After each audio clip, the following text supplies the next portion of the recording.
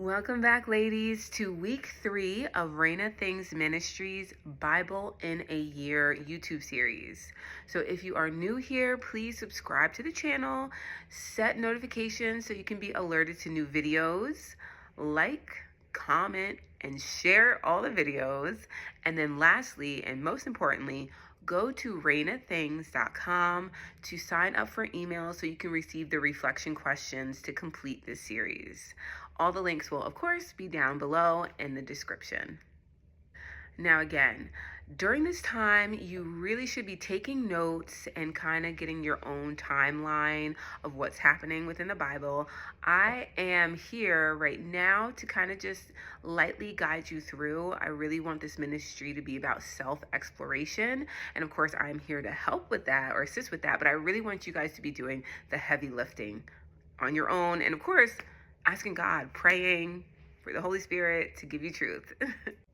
So for week 3, we read through Genesis chapter 21 to 40. And in this section of Genesis, you start to see what happens when people don't wait on God. They start solving the issue of fear with control.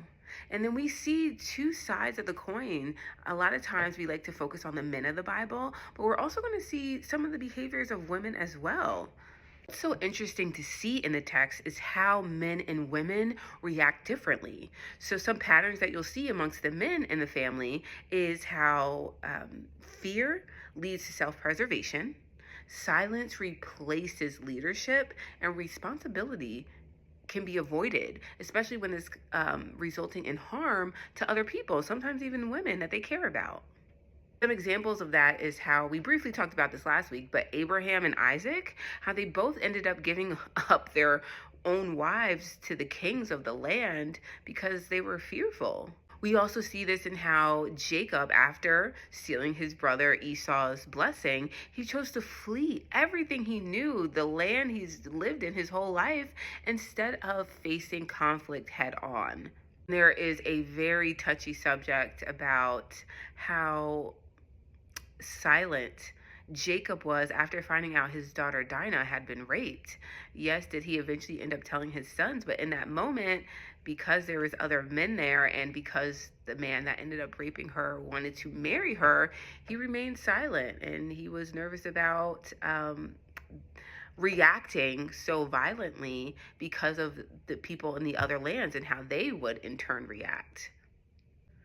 So to sum it up, you can see that in these storylines, when fear takes over, these men tended to protect themselves instead of consulting God and asking for guidance on how to react or what next step to take.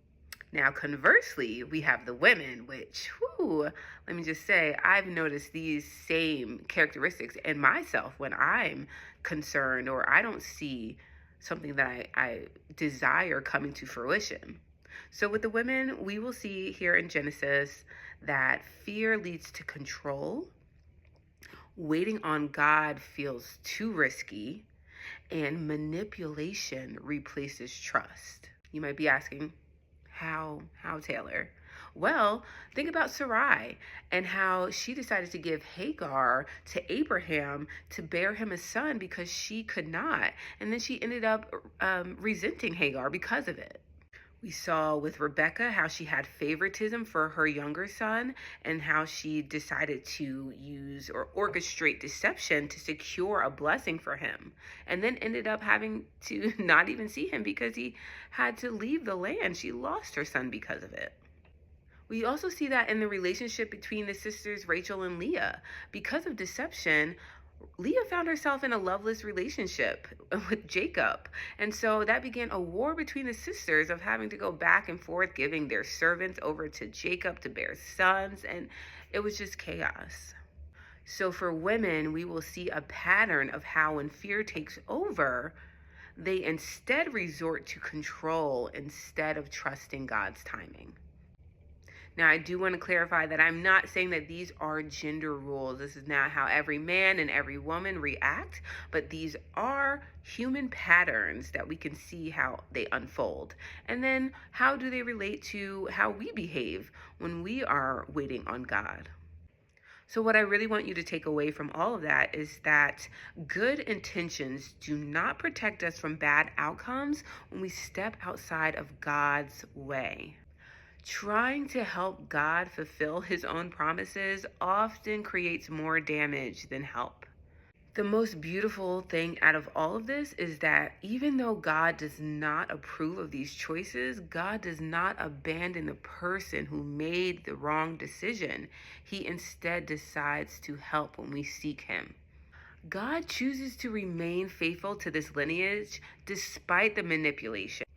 God intervenes and protects both Sarai and Rebekah, even when their husband decided not to protect his covenant and what he had always intended for marriage to be. Hagar ends up calling God Emmanuel, the God who sees me, because even though she was not originally supposed to be in this storyline, God saw her and he heard Abraham and what he wanted for his child, although illegitimate, and so he protected her as well. Even after the wrestling between Jacob and God, God sees beauty in his turmoil, sees beauty in his challenges that he pushes back on God, and he decides to name him Israel, who would eventually become the great 12 tribes of Israel that we are still waiting on the promises for today. God is faithful, but that doesn't mean that our fear-driven decisions do not have consequences. So as we continue on with this journey and this year, just put God in the forefront. When you're afraid, when you're impatient, seek him. It will do a lot of damage control. All right, ladies, so that is it for this week. Please, again, leave all your comments, questions, concerns down in the comments below. Share this with someone that you believe would find it to be a blessing. And until next week, Rainy Things Ministry. Bye-bye.